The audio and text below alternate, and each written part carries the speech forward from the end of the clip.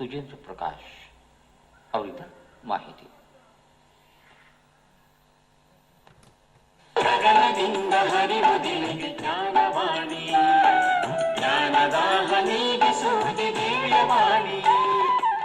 ಜ್ಞಾನವಾಣಿಯ ಎಲ್ಲ ಶ್ರೋತೃಗಳಿಗೆ ಬೆಳಕು ಕಾರ್ಯಕ್ರಮಕ್ಕೆ ಸ್ವಾಗತ. ನಾವು ಈ ಕಾರ್ಯಕ್ರಮದಲ್ಲಿ ವಿದ್ಯಾರ್ಥಿನಿಯರನ್ನ ಜ್ಞಾಪಕದಲ್ಲಿಟ್ಕೊಂಡು, ಗಮನ ಅವರನ್ನೇ ಇಟ್ಕೊಂಡು, ಅವರ ಮಾನಸಿಕ ವಿವಿಧ ಶಕ್ತಿಗಳು ಹೇಗೆ ವೃದ್ಧಿ ಮಾಡ್ಕೊಳ್ಳೋದು, ಅದರಿಂದ ತಾವು ಯಾವ ವಿಷಯವನ್ನೇ ತೆಗೆದುಕೊಂಡು ಓದ್ಲಿ, ಆ ಓದು ಯಶಸ್ವಿ ಆಗೋ ಹಾಗೂ ಜೀವನದಲ್ಲೂ ಕೂಡ ಅವ್ರ ಮುಂದೆ ಯಶಸ್ಸನ್ನು ಕಾಣೋದಕ್ಕೂ ಅನೇಕ ವಿಷಯಗಳನ್ನು ತಿಳಿಸ್ತಾ ಬಂದಿದ್ದೀವಿ. ಡಾಕ್ಟರ್ ಸುಜೇಂದ್ರ ಪ್ರಕಾಶ್ ಅವರು ಮನಃಶಾಸ್ತ್ರ ತಜ್ಞರು. ಅವರು ನಮ್ಗೆ ಸಾಕಷ್ಟು ಫಾರ್ಮುಲಾಗಳನ್ನ ಹೇಳ್ಕೊಡ್ತಾ ಇದ್ದಾರೆ.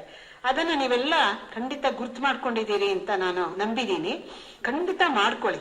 ಯಾವ್ದನ್ನೇ ಹೇಳಿದ್ರು ಕೂಡ ಮಾಡ್ಕೊಂಡು ಅದರಂತೆ ನೀವು ಪ್ರಾಕ್ಟೀಸ್ ಮಾಡಿದ್ರೆ 100ಕ್ಕೆ 100 ಮಾರ್ಕ್ಸ್ ಏನೋ ಇನ್ನೇನಾರ ಇಟ್ಟಿದ್ರು ತಗೋಬಹುದು ಅಲ್ವೇ. ಅದರಿಂದ ಇವತ್ತು ನಾವು ಮೆಮರಿ ಬಗ್ಗೆ ಹೋದ ವಾರ ಅರ್ಧಕ್ಕೆ ನಿಲ್ಲಿಸ್ಬಿಟ್ಟಿದ್ವಿ. ಅದನ್ನೇ ಮುಂದುವರ್ಸೋಣ. ನಮಸ್ಕಾರ ಡಾಕ್ಟರ್ ಸುಜೇಂದ್ರ ಪ್ರಕಾಶ್. ನಮಸ್ಕಾರ. ಜ್ಞಾಪಕ ಶಕ್ತಿನೇ ತಗೊಂಡಿದ್ವಿ ನಾವು. ಅದು ಎಲ್ರಿಗೂ ತುಂಬಾ ಬೇಕಾಗಿರುವಂತ ವಿಷಯ. ಹುಡುಗರಿಗೇನು, ನಮಗೂ ಬೇಕು. ಅದರಿಂದ ಅದನ್ನ ವೃದ್ಧಿಸ್ಕೊಳ್ಳೋದ್ರ ಬಗ್ಗೆ ನೀವು ಬೇಸಿಕ್ಸ್ ಹೇಳಿದ್ರಿ. ಆದ್ರೆ ಅದಕ್ಕೆ ಒಂದು ಟೆಕ್ನಿಕ್ಸ್ ಇರುತ್ತಲ್ಲ, ಅದನ್ನ ಹೇಳಿರ್ಲಿಲ್ಲ. ಇವತ್ತು ಅದನ್ನ ಮುಂದುವರಿಸ್ತೀರಾ? ಮುಂಚೆಯಿಂದನೂ ಹೇಳ್ತಾ ಇದ್ದೆ, ಮೆಮೊರಿ ಅನ್ನೋದ್ರ ಪ್ರಾಬ್ಲಮ್ ಇರೋದಿಲ್ಲ ನಮ್ಗೆ. ನಾವು ಮಾಡೋ ಮೆಥಡ್ ಅನ್ನ ಚೇಂಜ್ ಮಾಡ್ಕೋಬೇಕು ಅಂತ. ನಾವು ಮಾಡ್ತಿರೋ ಮೆಥಡೇ ಮಾಡ್ತಿದ್ರೆ ನಮ್ಗೆ ಎಷ್ಟು ಜ್ಞಾಪಕ ಇರುತ್ತೋ ಅಷ್ಟೇ ಜ್ಞಾಪಕ ಇರುತ್ತೆ ಹೊರತು ಜಾಸ್ತಿ ಆಗೋದಿಲ್ಲ.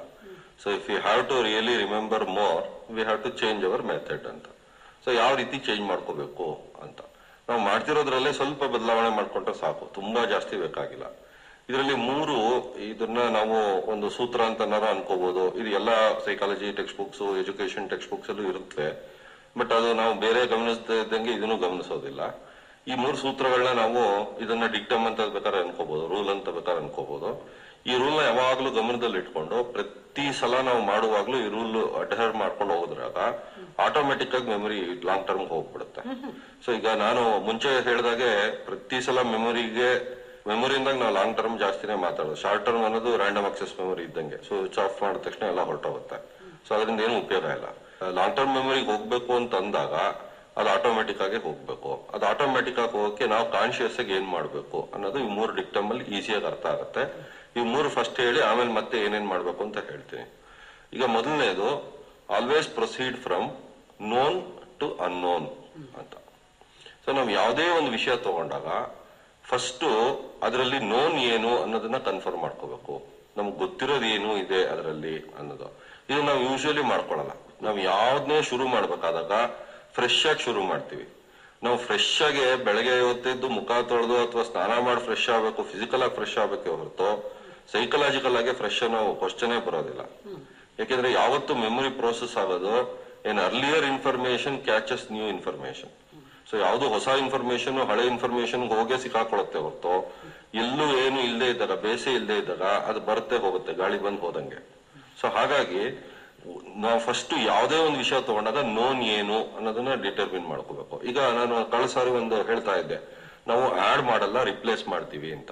ಅಂದ್ರೆ ನಾವು ಯಾವುದೇ ವಿಷಯ ಒಂದ್ ಪೇಜ್ ಓದಿದಾಗ 2ನೇ ಪೇಜನ್ನ ಅರ್ಥ ಮಾಡ್ಕೊಂಡಾಗ 1ನೇ ಪೇಜನ್ನ 2ನೇ ಪೇಜ್ ರಿಪ್ಲೇಸ್ ಮಾಡುತ್ತೆ. ಅದು ಮಾಡಬಾರ್ದು. ಅವಾಗ ನಾವು ಈಗ ನೋನ್ ಏನು ಅನ್ನೋದನ್ನ ನಾವು ಅರ್ಥ ಮಾಡ್ಕೋ. ಈಗ 1ನೇ ಪೇಜಲ್ಲಿ ನನಗೆ ಏನ್ ಅರ್ಥ ಆಗಿದೆ ಅಂತ ಗ್ಯಾರಂಟಿ ಮಾಡ್ಕೊಂಡು, ಅರ್ಥ ಆಗಿರೋದು ಇನ್ ದ ಸೆನ್ಸ್ ಅದನ್ನ ನಾನು ಎಷ್ಟು ರಿಪ್ರೊಡ್ಯೂಸ್ ಮಾಡಬಲ್ಲೆ ಅಥವಾ ಅದ್ರನ್ನ ಎಷ್ಟು ಕನ್ವರ್ಟ್ ಮಾಡಬಲ್ಲೆ, ಅದನ್ನ ಎಷ್ಟು ಯೂಸ್ ಮಾಡಬಲ್ಲೆ ಅನ್ನೋದನ್ನ ಡಿಟರ್ಮಿನ್ ಮಾಡ್ಕೊಂಡು 2ನೇ ಪೇಜ್ ಹೋಗ್ಬೇಕೆ ಹೊರತು ಅದ್ ಸುಮ್ಮನೆ ನೋಡ್ಕೊಂಡು ಮತ್ತೆ 2ನೇ ಪೇಜ್ ಹೋದಾಗ ರಿಪ್ಲೇಸ್ ಆಗ್ತಾ ಹೋಗುತ್ತೆ. ಹೇಳ್ತಾ ಇರ್ತಾರೆ ಪಾಪ ಅನೇಕರು, ನೀವು ಮೊದ್ಲು ಓದಿದ್ದನ್ನ ಏನ್ ಬಂತು ಅಂತ ಮುಚ್ಚಿಟ್ಟು ನೀವು ಜ್ಞಾಪಿಸ್ಕೊಡಿ, ಅದನ್ನ ಒಂದ್ ಕಡೆ ಗುರ್ತು ಮಾಡಿ. ಆವಾಗ ಅದು ಉಳಿಯುತ್ತೆ ಹೊರತು ನೀವು ಹೇಳಿದಾಗೆ 1 ಪೇಜ್ ಆಗಿರುತ್ತೆ, ಇನ್ನೊಂದು ಪೇಜ್ ಹೋದ್ರೆ ಆ ಪೇಜ್ ಹೋಯ್ತು, ಈ ಪೇಜ್ ಬಂತು, ಅಷ್ಟೇ ರಿಪ್ಲೇಸ್ ಆಗತ್ತೆ ಹೊರತು ರಿಟೇನ್ ಆಗಲ್ಲ. ಈಗ ಆಡ್ ಮಾಡೋದು ಹೇಗೆ ಅಂತ ಒಂದು ಟೆಕ್ನಿಕ್ ಹೇಳ್ಕೊಡ್ತೀನಿ. ಇದು ಯೂಶುವಲಿ ಯಾರಿಗೂ ಗೊತ್ತಿಲ್ಲ, ಬಟ್ ಇದು ಬಹಳ ಸುಲಭ, ಯಾರು ಬೇಕಾದ್ರೂ ಅಭ್ಯಾಸ ಮಾಡ್ಕೋಬಹುದು. ಈಗ ಅಕಸ್ಮಾತ್ ನೀವು ಯಾವ್ದೋ ಒಂದು ಟೆಕ್ಸ್ಟ್ ಬುಕ್ ಓದ್ತಿರ್ತೀರಾ ಅಂತ ಇಟ್ಕೊಳ್ಳಿ, ಯಾವ್ದೋ ಒಂದು ಲೆಸನ್ ಇರುತ್ತೆ. ಲೆಸನ್ ನಲ್ಲಿ ಕೊನೆಯದರಲ್ಲಿ ಕ್ವಶನ್ಸ್ ಇರುತ್ತೆ. ಸೊ ಒಂದು ಕ್ವಶನ್ಸ್ ಅಲ್ಲಿ ಒಂದು 10 ಕ್ವಶನ್ ತಗೊಳ್ಳಿ. 10 ಕ್ವಶನ್ ತಗೊಂಡು ಫಸ್ಟ್ ನಾವು ಯಾವಾಗ್ಲೂ ಏನ್ ಮಾಡ್ತೀವಿ, ಫಸ್ಟ್ ಓದ್ಬಿಟ್ಟು ಆಮೇಲೆ ಕ್ವಶನ್ ಬರ್ತೀವಿ. ಇದು ಬಹಳ ತಪ್ಪು ಮೆಥಡ್. ಯಾಕೆ ಅಂದ್ರೆ ನಾನು ಒಂದ್ಸಲಿ ಹೇಳಿದ್ದೆ ಹಿಂದೆ, ಓದೋ ಎಕ್ಸಾಮ್ ಎಲ್ಲೂ ಇಲ್ಲ, ಕ್ವಶನ್ ಕೊಟ್ಟು ನಾವು ಆನ್ಸರ್ ಕೇಳ್ತಾರೆ ಹೊರತು ಅದನ್ನೇ ನಾವು ಪ್ರಾಕ್ಟೀಸ್ ಮಾಡ್ಬೇಕಾಗಿರೋದ್ರಿಂದ ನಾವು ಟೆಕ್ಸ್ಟ್ ಓದೋದಕ್ಕೆ ಮುಂಚೆನೆ ಫಸ್ಟ್ ಕ್ವಶನ್ ನ ನೋಡ್ಬೇಕು. ಯಾಕೆಂದ್ರೆ ಇದೇ ಮೆಥಡ್, ಕ್ವಶನ್ಗೆ ಆನ್ಸರ್ ಲಿಂಕ್ ಆಗ್ಬೇಕೆ ಹೊರತು ಆನ್ಸರ್ಗೆ ಕ್ವಶನ್ ಲಿಂಕ್ ಆಗ್ಬಾರ್ದು, ಅದಾಗಕ್ಕೂ ಸಾಧ್ಯ ಇಲ್ಲ. ಸೊ ಈ ಕ್ವಶನ್ಗೆ ನಾವು ಆನ್ಸರ್ ಲಿಂಕ್ ಮಾಡ್ಬೇಕಾದಾಗ ಫಸ್ಟ್ ಈಗ 10 ಕ್ವಶನ್ ತಗೊಳ್ಳಿ, 10 ಕ್ವಶನ್ ತಗೊಂಡು ಯಾವ್ದು ಎಲ್ಲ 10ಕ್ಕೂ ನೀವು ಏನ್ ಬರುತ್ತೋ ಆನ್ಸರ್ ಮಾಡಿ. ತಪ್ಪಿದ್ರು ಪರವಾಗಿಲ್ಲ, ಸರಿ ಇದ್ರು ಪರವಾಗಿಲ್ಲ, ನಿಮ್ ಮನಸ್ಸಿಗೆ ಏನ್ ಅನ್ಸುತ್ತೋ, ಏನ್ ಬರಿಬೇಕು ಅನ್ಸುತ್ತೋ, ಯಾವ್ದು ಇರ್ಬೋದು ಅನ್ಸುತ್ತೋ ಗೆಸ್ ಮಾಡಿದ್ರು ಪರವಾಗಿಲ್ಲ, ಬರೀರಿ. ಮೊದಲು ಏನು ಟೆಕ್ಸ್ಟ್ ಓದ್ದೆ ಅವಾಗ ನಮ್ಗೆ ಏನ್ ಗೊತ್ತಿದೆ ಇದ್ರ ಬಗ್ಗೆ ಅನ್ನೋದು ನಮ್ಗೆ ಕನ್ಫರ್ಮ್ ಆಗುತ್ತೆ. ಯಾಕೆಂದ್ರೆ ನಾವು ಏನು ಶುರುನೇ ಮಾಡದೆ ಎಲ್ಲೇ ಫಸ್ಟ್ ಇಂದ ಅವ್ರು ಏನ್ ಬರ್ತಿದಾರೆ ಅದನ್ನೇ ಓದ್ಕೊಂಡು ಹೋಗ್ತಿದ್ದಾಗ ಹಳೇದ್ ನಮ್ಗೆ ಗೊತ್ತಿರೋದು ಅನ್ಯಾಯವಾಗಿ ಎರೇಸ್ ಆಗ್ಬಿಡತ್ತೆ. ನಾವು ಯಾವಾಗ್ಲೂ ಎರೇಸ್ ಮಾಡೋದ್ ಜಾಸ್ತಿ ಹೊರತು ನಾವು ರೆಕಾರ್ಡ್ ಮಾಡೋದ್ ಕಮ್ಮಿ. ಇದು ಟೇಪ್ ರೆಕಾರ್ಡರ್ ಇದ್ದಂಗೆ, ನೀವು ಒಂದ್ಸಲ ಒಳ್ಳೆ ಹಾಡನ್ನೇ ಹಾಕ್ಬಿಟ್ಟು ಎರಡನೇ ಸಲ ನೀವು ಮತ್ತೆ ಅದನ್ನ ಇನ್ನೊಂದು ಅದ್ರ ಮೇಲೆ ರೆಕಾರ್ಡ್ ಮಾಡಿದಾಗ ಹಳೇದ್ ಆಟೋಮೆಟಿಕ್ ಆಗಿ ಹೋಗುತ್ತೆ. ಇದೇ ತಪ್ಪು ನಾವು ಮಾಡ್ತಿರೋದು. ಹಾಗಾಗಿ ಫಸ್ಟ್ ನಾವು 10 ಕ್ವಶನ್ಗೆ ಆನ್ಸರ್ ಬರೆಯೋಣ. 10ರಲ್ಲಿ ಒಂದು 5 ಕರೆಕ್ಟ್ ಇರ್ಬೋದು, ಒಂದು 3 ತಪ್ಪಿರ್ಬೋದು, 1-2 ಆನ್ಸರ್ ಗೊತ್ತಿಲ್ಲದೆ ಇರ್ಬೋದು, ಯಾವ್ದೋ ಒಟ್ಟಲ್ಲಿ 10ಕ್ಕೆ ಬರೆದ ಮೇಲೆ ಆ ಬರ್ದಿದ್ದನ್ನ ಇಟ್ಕೊಂಡು ಟೆಕ್ಸ್ಟ್ ಅಲ್ಲಿ ನೋಡ್ಕೋಬೇಕು. ಈಗ ನಾ ಬರ್ದಿದ್ ಸರಿನಾ ತಪ್ಪ, ಅಥವಾ ನಾ ಬರ್ದಿದ್ ಸಾಕಾ ಇಲ್ವಾ, ಕರೆಕ್ಟ್ ಇನ್ಫಾರ್ಮೇಶನ್ ಇದೆಯಾ ಇಲ್ವಾ, ನಾನು ಕರೆಕ್ಟ್ ಆಗಿ ಅರ್ಥ ಮಾಡ್ಕೊಂಡಿದೀನಾ ಇಲ್ವಾ, ಅಂದ್ರೆ ಅರ್ಥ ಮಾಡ್ಕೊಂಡಿರೋದಾದ್ರೆ ನನ್ನ ಪ್ರಕಾರ ರಿಕಾಲ್ ಮಾಡಕ್ ಸಾಧ್ಯ ಆಗಿದ್ಯಾ ಇಲ್ವಾ, ಇದೆಲ್ಲ ನೋಡ್ಕೊಂಡು ಇವಾಗ ಒಂದು ಉದಾಹರಣೆಗೆ 10ರಲ್ಲಿ 5 ಕರೆಕ್ಟ್ ಆಗಿ ಬರುತ್ತೆ, ಟೆಕ್ಸ್ಟ್ ಬುಕ್ ಅಲ್ಲಿ ಏನಿದೆಯೋ ಅದೇ ನಾವು ರಿಪ್ರೊಡ್ಯೂಸ್ ಮಾಡ್ಬೋದು ಅಂತ. ಈಗ ಈ ಮೂಮೆಂಟ್ ಅಲ್ಲಿ ಬಹಳ ಜನ ನನ್ಗೆ ಹೇಳೋದಷ್ಟೇ, ನಾವು ಫಸ್ಟ್ ನೀವು ಅಂದಾಗ ನಮ್ಗೆ ಏನು ಗೊತ್ತಿಲ್ಲ ಅನ್ಕೊಂಡ್ವಿ ಸರ್, ಬಟ್ ನೀವು ಹೇಳಿದ್ಮೇಲೆ ನಾವು ಮಾಡಿದಾಗ ನಮ್ಗೆ ಗೊತ್ತಿಲ್ಲದೆ ಇರೋದು ನಮ್ಗೆ ಎಷ್ಟೊಂದು ಗೊತ್ತಿದೆ ಅಂತ ಈಗ ಗೊತ್ತಾಗ್ತದೆ ಅಂತ.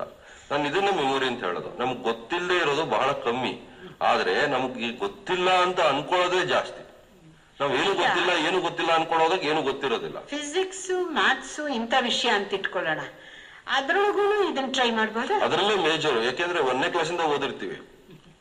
ಸೊ 1ನೇ ಕ್ಲಾಸಿಂದ ಓದಿದ್ದಾಗ ನೋನ್ ಇನ್ಫಾರ್ಮೇಶನ್ ಇದ್ದೇ ಇರುತ್ತೆ. ಅದೇನು ಅಂತ ನಾವು ಪೂರ್ತಿ ಟೆಕ್ಸ್ಟ್ ಬುಕ್ ಅಲ್ಲಿ ಇರೋದನ್ನೇ ಫಸ್ಟ್ ಮಾಡ್ಬೇಕಾಗಿಲ್ಲ. ಇದು ಫಸ್ಟ್ ಲೆವೆಲ್ ಅಲ್ಲಿ ನಮಗ್ ಗೊತ್ತಿರೋದನ್ನ ಆಚೆ ತೆಗೆದಾಗ ಗೊತ್ತಿಲ್ಲದೆ ಇರೋದನ್ನ ಆಡ್ ಮಾಡೋದು ಬಹಳ ಸುಲಭ. ಸೊ ಇವಾಗ ನಾವು 10ರಲ್ಲಿ 5 ಕ್ವಶನ್ ನಮ್ಗೆ ಚೆನ್ನಾಗಿ ಗೊತ್ತಿತ್ತು ಅಂತಂದಾಗ ಆ 5 ಕ್ವಶನ್ ನ ಮತ್ತೆ ಇನ್ನೊಂದ್ಸಲಿ ಓದಕ್ ಹೋಗ್ಬಾರ್ದು. 2ನೇ ಸಲ ನಾವು ಅದೇ 5 ಕ್ವಶನ್ಗೆ ಬಗ್ಗೆ ನಾವು ಓದಿದ್ರೆ ಆ ಹಳೇದು ಮತ್ತೆ ಎರೇದಾಗುತ್ತೆ. ಇದೊಂದು ಪ್ರಿಕಾಷನ್. ಇದನ್ನ ನಾವು ಯಾರು ಹೇಳಲ್ಲ, ಇದು ನಾನೊಬ್ನೇ ಹೇಳೋದು. ಯಾಕಂದ್ರೆ ನಾನೊಬ್ಬನೇ ರಿಸರ್ಚ್ ಮಾಡಿರೋದು ಇದ್ರ ಮೇಲೆ. ಪ್ರತಿಯೊಬ್ರು ಏನ್ ಹೇಳ್ತಾರೆ, ಇನ್ನೊಂದ್ಸಲಿ ಓದಿ, ಮತ್ತೊಂದ್ಸಲಿ ಓದಿ ಅಂತ ಇರ್ತಾರೆ. ಬಟ್ ಯಾವಾಗ್ಲೂ ಅಷ್ಟೇ ನಮ್ಗೆ ಗೊತ್ತಿರೋ ಇನ್ಫಾರ್ಮೇಶನ್ ನ ಮತ್ತೆ ಓದಿದ್ರೆ ಅದು ಎರೇಸ್ ಆಗುತ್ತೆ. ಯಾಕೆಂದ್ರೆ ಅದು ಫಸ್ಟ್ ಹುಡುಕುತ್ತೆ ಎಲ್ಲಿದೆ ಅಂತ. ಈಗ ಕಂಪ್ಯೂಟರ್ ನಾವು ರಿಪ್ಲೇಸ್ ಮಾಡ್ದಂಗೆ, ಸೊ ಒಂದೊಂದು ತೆಗೆದು ಇನ್ನೊಂದು ಕಂಪ್ಯೂಟರ್ ಬಂದಿರೋದೇ ಬ್ರೈನ್ ನೋಡಿ. ಹಾಗಾಗಿ ಬ್ರೈನು ಕಂಪ್ಯೂಟರ್ಗಿಂತ 100ರಷ್ಟು ಕಾಂಪ್ಲಿಕೇಶನ್ ಇದೆ. ಆದ್ರೆ ನಾವು ನಮ್ಮ ಬ್ರೈನ್ ಬಗ್ಗೆ ನಾವು ಇಂಪಾರ್ಟೆನ್ಸ್ ಕೊಡೋದಿಲ್ಲ, ಯಾಕೆಂದ್ರೆ ಅದನ್ನ ಬೆಳೆಸೋದಿಲ್ಲ. ಸೊ ಇದನ್ನ ಯಾರೋ ಒಬ್ರು ಕಂಡುಹಿಡಿತಾರೆ, ಅದಕ್ಕೆ ದುಡ್ಡು ಕೊಟ್ಟು ತಗೊಂಡು ಮತ್ತೆ ಒದ್ದಾಡ್ತೀವಿ ಅದ್ರ ಜೊತೆಗೆ. ಸೊ ಹಾಗಾಗಿ ನಾವು ರಿಪ್ಲೇಸ್ ಮಾಡಬಾರ್ದು, ಆಡ್ ಮಾಡ್ಬೇಕು. ಸೊ ಈಗ 5 ಗೊತ್ತಿತ್ತು ಅಂದ್ಮೇಲೆ 5ನ್ನ ಬೇಕಾದ್ರೆ 10 ಸಲ ರೀಕಾಲ್ ಮಾಡಿದ್ರು ಪ್ರಾಬ್ಲಮ್ ಆಗಲ್ಲ, ಇನ್ನೂ ಸ್ಟ್ರಾಂಗ್ ಆಗುತ್ತೆ. ಬಟ್ ಇನ್ನೊಂದ್ಸಲ ಅದ್ರ ಬಗ್ಗೆ ಓದಬಾರ್ದು. ಓದೋದೇನಿದ್ರು ಅದಕ್ಕಿಂತ ನೆಕ್ಸ್ಟ್ ಲೆವೆಲ್, ಅಂದ್ರೆ ಅದು ನೋನ್, ಈಗ ಅದಕ್ಕಿಂತ ನೆಕ್ಸ್ಟ್ ಅನ್ನೋನ್ ಲೆವೆಲ್ ಹೋಗ್ಬೇಕೆ ಹೊರತು ಅದನ್ನೇ ಮತ್ತೆ ಓದಬಾರ್ದು. ಅದನ್ನೇ ಮತ್ತೆ ಓದಿದ್ರೆ ಎರೇಸ್ ಆಗ. ಹಾಗಾಗಿ ಟೆಕ್ಸ್ಟ್ ಬುಕ್ ನ ನಾನು ಆದಷ್ಟು ಸ್ಟೂಡೆಂಟ್ಸ್ ಗಳಿಗೆ ಹೇಳೋದು, ದಯವಿಟ್ಟು ಟೆಕ್ಸ್ಟ್ ಬುಕ್ ನ ಓದಬೇಡಿ, ಅದು ಕತೆ ಪುಸ್ತಕ ಅಲ್ಲ. ಟೆಕ್ಸ್ಟ್ ಬುಕ್ಸ್ ನ ಸ್ಟಡಿ ಮಾಡೋದು ಅಂದಾಗ it is a particular scientific systematic way of doing things. You cannot read it like a novel. ಯಾಕಂದ್ರೆ ಇಲ್ಲಿ ಕಂಟಿನ್ಯೂಟಿ ಇರಲ್ಲ, ಕ್ಯಾರೆಕ್ಟರ್ಸ್ ಇರಲ್ಲ, ಇಂಟ್ರೆಸ್ಟ್ ಇರೋದಿಲ್ಲ. ನಾವು ಇಂಟ್ರೆಸ್ಟ್ ಬರ್ಸ್ಕೋಬೇಕು ಅಂದಾಗ ನಮ್ಗೆ ಇರೋದನ್ನ ಒಳಗಡೆಯಿಂದ ಆಚೆ ತೆಗೆದಾಗ ತಾನಾಗಿ ಇಂಟ್ರೆಸ್ಟ್ ಬಂದ್ಬಿಡುತ್ತೆ. ಸೊ ಇದು ಮೊದಲನೇದು, ನೋನ್ ಟು ಅನ್ನೋನ್ ಅಂತ. ಸೊ ಅವಾಗ ನಾವು 5 ಗೊತ್ತಿತ್ತು ಅಂದಾಗ ನಮ್ಮ ಎಫರ್ಟ್ ಕಮ್ಮಿ ಆಗುತ್ತೆ. ಈಗ ನಾನೊಂದು ಮಂತ್ರ ಹೇಳೋದೇನು ಅಂದ್ರೆ, ನಾನು ಮೊದಲನೇ ದಿವಸ ಕ್ಲಾಸ್ ಹೋದಾಗ ಅಥವಾ ಮೊದಲನೇ ದಿವಸ ಕೋರ್ಸ್ ಶುರು ಮಾಡಿದ್ದಕ್ಕೋ ಕೊನೆ ದಿವಸ ಕೋರ್ಸ್ ಶುರು ಮಾಡಿದ್ದಕ್ಕೋ ಈಗ ಅದು ಫನಲ್ ತರ ವರ್ಕ್ ಆಗ್ಬೇಕು. ಈಗೇನಾಗ್ತಾ ಇದೆ ಅಂದ್ರೆ, ಮೊದಲನೇ ದಿವಸ ಆರಾಮಾಗಿರ್ತೀವಿ, 10ನೇ ದಿವಸ ಆರಾಮಾಗಿರ್ತೀವಿ, 1ನೇ ತಿಂಗಳು ಆರಾಮಾಗಿರ್ತೀವಿ, ಒಂದು 3-4 ತಿಂಗಳು 6 ತಿಂಗಳು ಆರಾಮಾಗಿದ್ಬಿಡ್ತೀವಿ. ಆಲ್ಮೋಸ್ಟ್ ವರ್ಷದ ಕೊನೆ ತನಕ ಆರಾಮಾಗಿದ್ಬಿಡ್ತೀವಿ. ಕೊನೆಗೆ ಅಷ್ಟು ಇನ್ಫಾರ್ಮೇಶನ್ ಕೊನೆ ಮೂಮೆಂಟ್ ಅಲ್ಲಿ ನಾವು ತಿಳ್ಕೊಬೇಕು ಅಂತ ಇದು ತಪ್ಪು. ಇದು ರಿವರ್ಸ್ ಮಾಡ್ಬೇಕು. ನಾನು ಹೇಳೋ ಪ್ರಕಾರ ಏನು, 1ನೇ ಕ್ಲಾಸಿಂದ ನಾವು ಕರೆಕ್ಟ್ ಆಗಿ ಅವತ್ತೊಂದು ಮುಗಿಸ್ಕೊಂಡು ಹೋದಾಗ ಎಕ್ಸಾಮ್ ಹತ್ರದಲ್ಲಿ ನಮ್ಗೆ ಏನು ಇರೋದೇ ಇಲ್ಲ ತಿಳ್ಕೊಳಕ್ಕೆ ಆ ಸಬ್ಜೆಕ್ಟ್ ಬಗ್ಗೆ. ಎಲ್ಲ ತಿಳ್ಕೊಂಡ್ಬಿಟ್ಟಿರ್ತೀವಿ. ಸೊ ಹಾಗಾಗಿ ಎಕ್ಸಾಮ್ ಹಿಂದಿನ ದಿವಸನೋ ಎಕ್ಸಾಮ್ ಒಂದ್ ವಾರದ ದಿವಸನೋ ಆರಾಮಾಗಿ ಸಿನಿಮಾ ನೋಡ್ಕೊಂಡು ಆರಾಮಾಗಿ ಎಂಜಾಯ್ ಮಾಡ್ಕೊಂಡಿರ್ಬೋದು. ಆದ್ರೆ ನಾವ್ ಹಂಗ ಮಾಡಿದ್ರೆ ಯಾರು ಬಿಡಲ್ಲ ನಮ್ನ. ಎಕ್ಸಾಮ್ ಇಟ್ಕೊಂಡು ಸಿನಿಮಾ ನೋಡ್ತಿದ್ಯಾ ಅಂತಾರೆ. ಬಟ್ ಸಿನಿಮಾ ನೋಡೋದಕ್ಕಿಂತ ಹೆಚ್ಚಾಗಿ ನಾನು ಹೇಳೋದೇನು ಅಂದ್ರೆ ಈಗಾಗಲೇ ಮುಗ್ದೋಗಿದೆ ನಮ್ ಕೆಲಸ, ಎಲ್ಲ ಪ್ರಾಕ್ಟೀಸ್ ಮುಗ್ದೋಗ್ಬಿಟ್ಟು ರೀಕಾಲ್ ಒಂದಲ್ಲ 100 ಸಲ ಮಾಡ್ಕೋಬಹುದು. ಎಷ್ಟು ಸಲ ರೀಕಾಲ್ ಮಾಡ್ಕೊಂಡ್ರು ಅಷ್ಟು ಸ್ಟ್ರಾಂಗ್ ಆಗುತ್ತೆ ನಮ್ಮ ಮೆಮೊರಿ. ನಾವ್ ಇದನ್ನೇ ಮಾಡಲ್ಲ, ರೀಕಾಲ್ನೇ ನಾವ್ ಯಾವಾಗ್ಲೂ ಮಾಡಲ್ಲ. ಯಾವಾಗ್ಲೂ ಒಂದ್ಸಲ ಉಪಯೋಗಿಸ್ಕೋಬೇಕು ಅಂದಾಗ ಮಾತ್ರ ರೀಕಾಲ್ ಮಾಡಕ್ ಟ್ರೈ ಮಾಡ್ತೀವಿ ಹೊರತು ರೀಕಾಲು ಮಾಡ್ಬೋದು, ರೆಕಗ್ನೈಸ್. ನಾನು 4 ತರ ಹೇಳಿದೆ ಲಾಸ್ಟ್ ಟೈಮ್. ರೀಕಾಲ್ ಮಾಡ್ಬೋದು, ರೆಕಗ್ನೈಸ್ ಮಾಡ್ಬೋದು, ರೀಲರ್ನ್ ಮಾಡ್ಬೋದು, ಅಥವಾ ರೀಇಂಟಿಗ್ರೇಟ್ ಮಾಡ್ಬೋದು.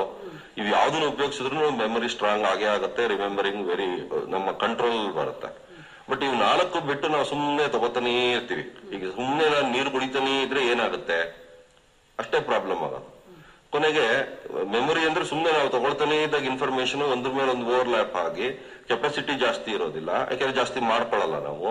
ಕೊನೆಗೆ ಹಳೇದೇನು ಹೊಸದೇನು ಗೊತ್ತಿರೋದೇನು ಗೊತ್ತಿಲ್ಲದೆ ಇರೋದೇನು ಅನ್ನೋದು ನಮ್ಗೆ ಗೊತ್ತಿರೋದಿಲ್ಲ, ಎಲ್ಲರೂ ತುರುಕ್ತಾ ಇರ್ತೀವಿ. ಈಗ ಒಂದು ವೇಸ್ಟ್ ಬಾಸ್ಕೆಟ್ಗೆ ಮನೇಲಿರೋ ಕಸನೆಲ್ಲ ದಿನ ಅಲಿಕೆ ತುಂಬ್ತಾ ಅದನ್ನ ಖಾಲಿ ಮಾಡದೆ ಇದ್ರೆ ಏನಾಗುತ್ತೆ, ಸುರಿಯುತ್ತೆ, ಜೊತೆಗೆ ಬೇರೆ ಎಲ್ಲ ಕಡೆ ಕಸ ಹರಡುತ್ತೆ.